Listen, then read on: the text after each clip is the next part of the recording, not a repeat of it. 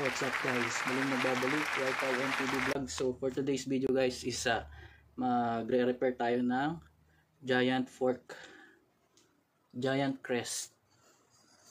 Ito siya guys. So natanggal lang yung sticker, pero giant to guys. So galing to dun sa giant Phantom, no? So ang sira niya kasi is ayan siya guys, giant.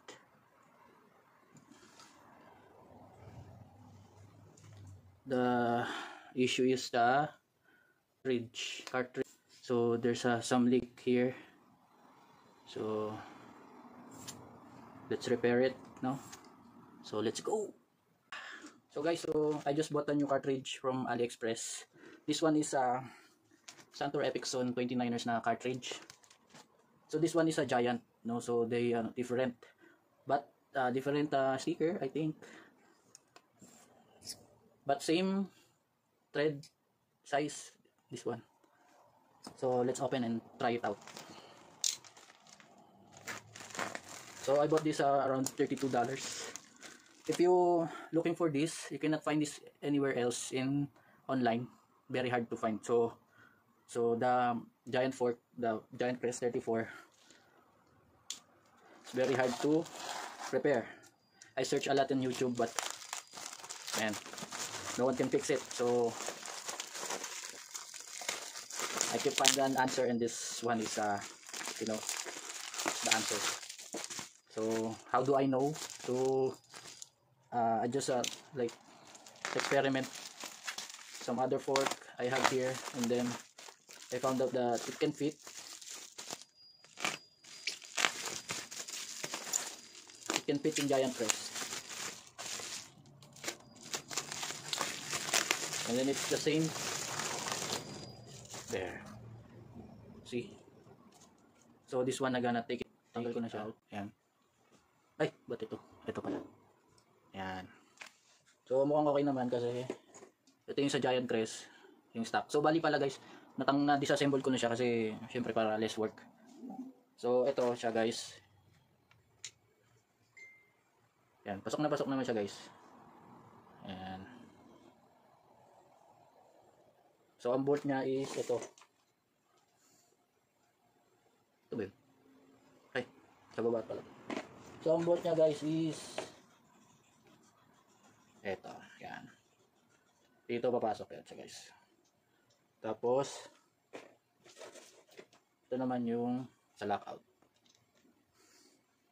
So ito yung lockout niya guys. Giant crest. So ganap kayo ng alternative na cartridge kasi nga sira na yung seal nito, naglilik na siya. Ayan siya, pares guys. Naglilik na siya.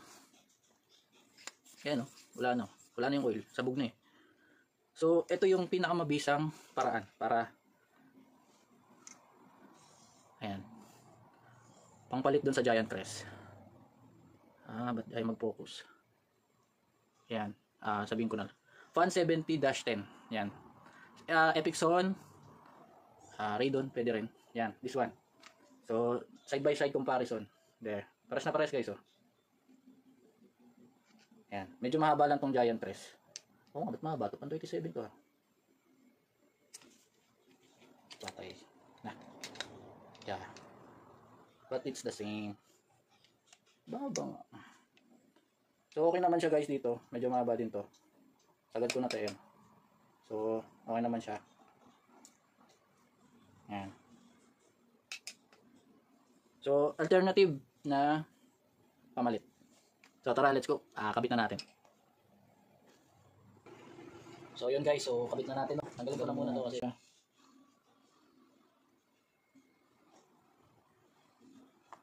ano siya guys.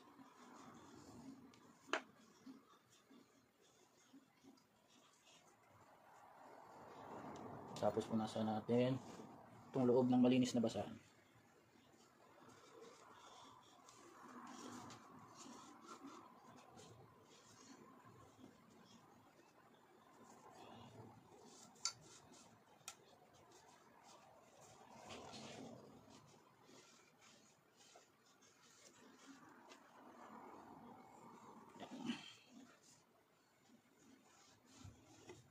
Alright. So, ito. Lagay muna natin dito sa plastic. Lagyan natin ng oil. So, yung oil ko pala guys is W20 na Fax. Okay naman siya, nakatanggal din naman siya ng mga dumi. Ngayon kasi, pag iba yung gagamitin natin panlinis, hindi rin yung oil, mahirap tanggalin yung dumi. Or kung matanggal mo man yung dumi, kakapit dun yung tubig. Ngari, linisin natin sa lababo ng sabon. Kaya siya guys, na-absorb niya yun. So nila, pinipiga-piga ko lang para matanggal yung dumi. So mamaya, anin natin ng basahan. Kalinis na basahan yan guys. Ito.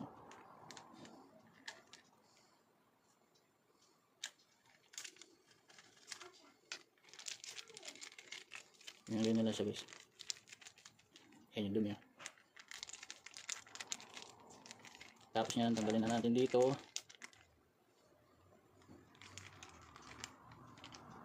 Iba yung kulay. Kuha tayo ng basahan. Wait lang.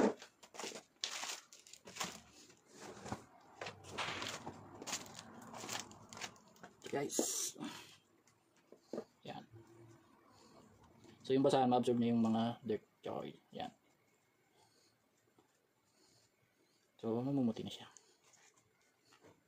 Unlike pagka nilagyan mo ng sabon, soap, tawag dito, liquid, dishwashing liquid, yan.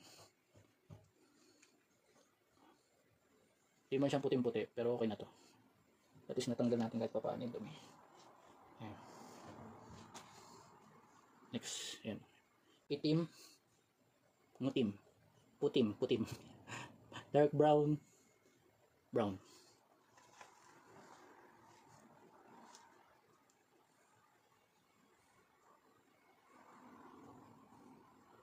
So, para isang salpakan na lang siya guys.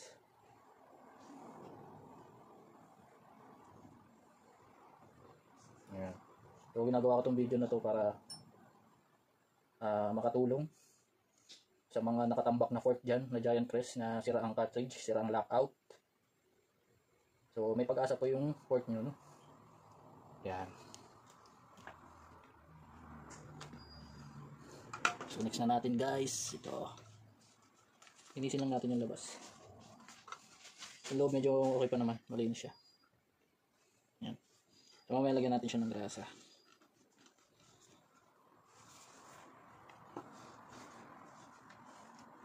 Yan. So balik na natin to para masimulan na natin ang pag-aayos. So sana guys makatulong tong video ko na to, no. Minsan na ako magawa ng video pero solido naman. Kahit konti lang subscriber ko, at least nakakatulong sa mga subscriber ko. Tsaka sa mga hindi pa nagsusubscribe, subscribe na kayo guys. So para ma-motivate ako na magawa pa ng mga other video. Kahit di naman entertaining, at least nakakatulong.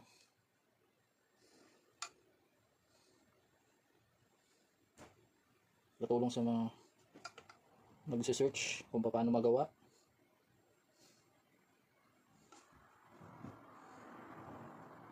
Yan siya guys.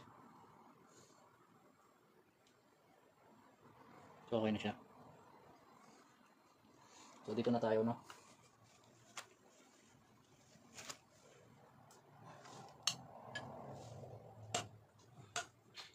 So dito na tayo guys. Kay stanchion. Nasa muna natin. So mamaya kasi lalagyan natin ito ng grease. So linis konti.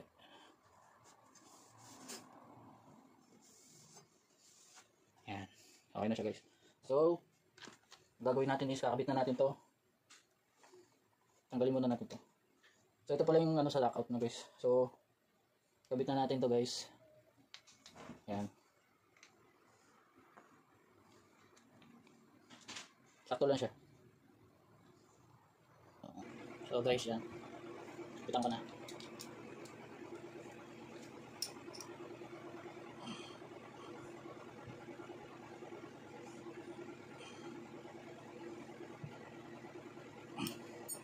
Yan. Walang play. Wala siyang play guys. Alright, so balik na natin siya dito. bago yon, lagay muna tayo ng grease. So ito ay light grease. So ito guys, yung oil, pang fork oil. Ito naman tong grease. So, bago lang siya guys, no? Nakabili ko lang siya nung, kailan ba ito dumating? Last week. So, ba't ba natin nilalagyan ng grease? Yan. So, para hindi siya magpuro din. Kasi hindi mo naman siya lagi na-check. Yan.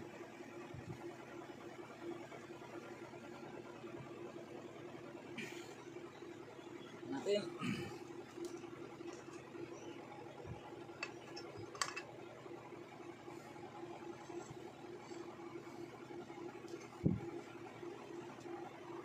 Gamit tayo ng tala. So ito pala yung stopper niya guys, no? Ayan siya. So adjust natin yan mamaya. Yung ating grease medyo hindi siya smooth. Karat natin.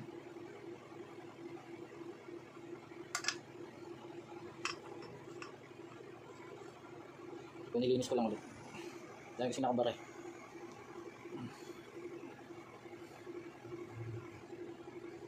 Yan. Kita na natin.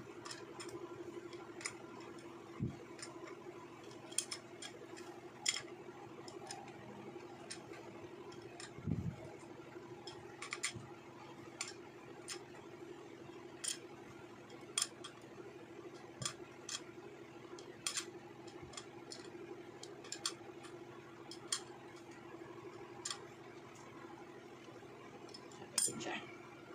So, kita natin ng konti.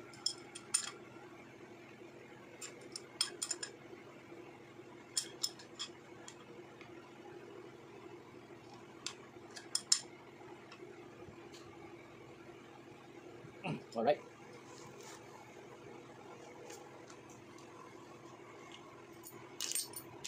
So, ito tayo sa giant press.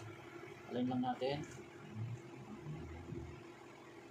Ang hindi siya tugma. Dito natin siya ilagay.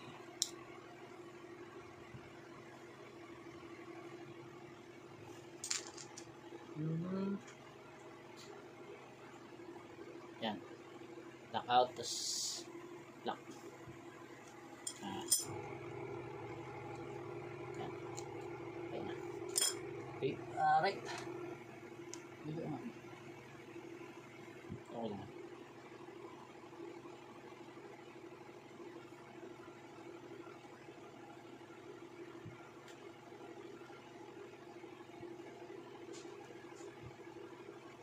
Alright, so lagyan na natin ng grease. Pero lagyan muna, linisin muna natin.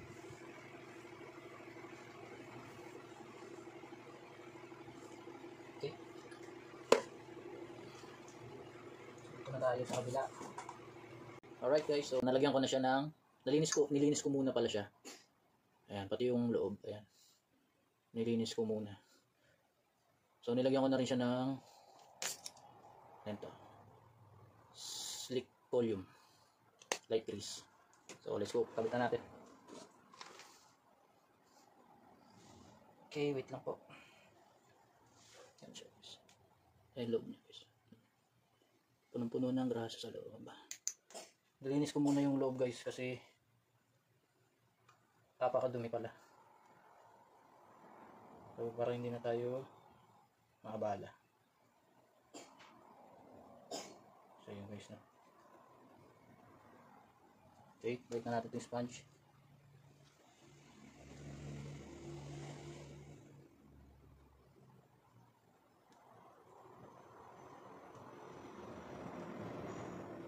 Yan. So goods na. Ito na lang spring. Okay.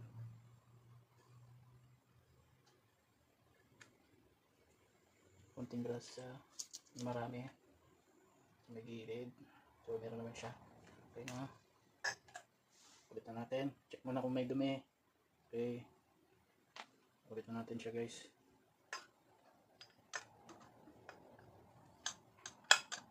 Kailangan may yote. Magpasok.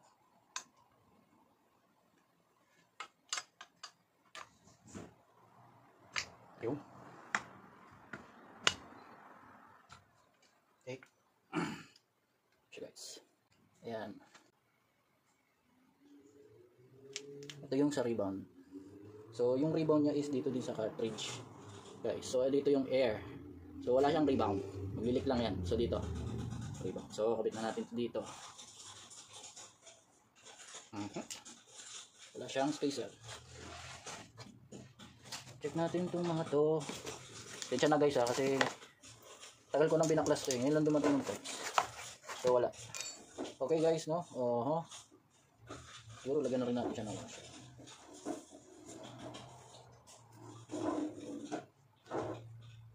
Ayan, yung washer niya. Bigyan natin. So ito guys, yan. Ito yung sa rebound. Okay.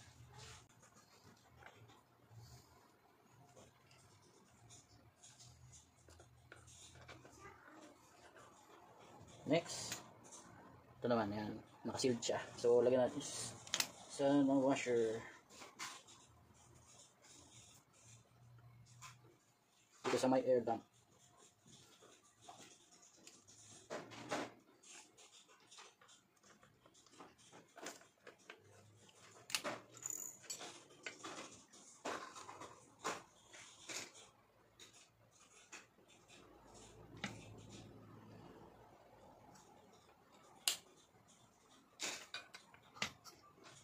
Balik ako guys.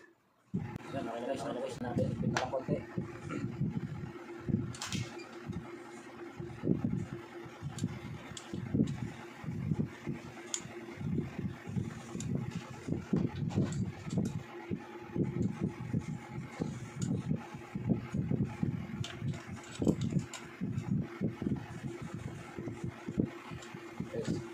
Guys, sa inyo pasok yan. Yan, bigyan na guys.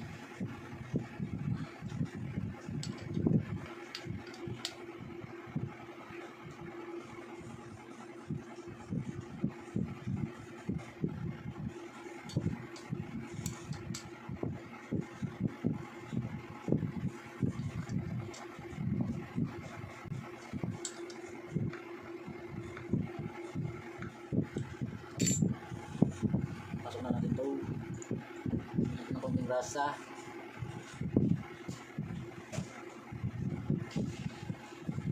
Mas konti.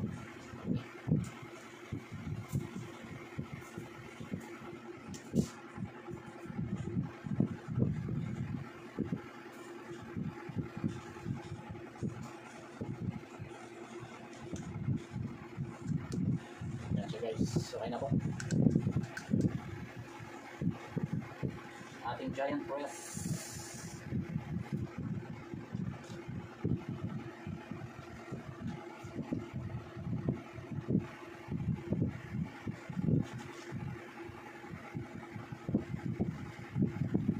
Tapos na siya.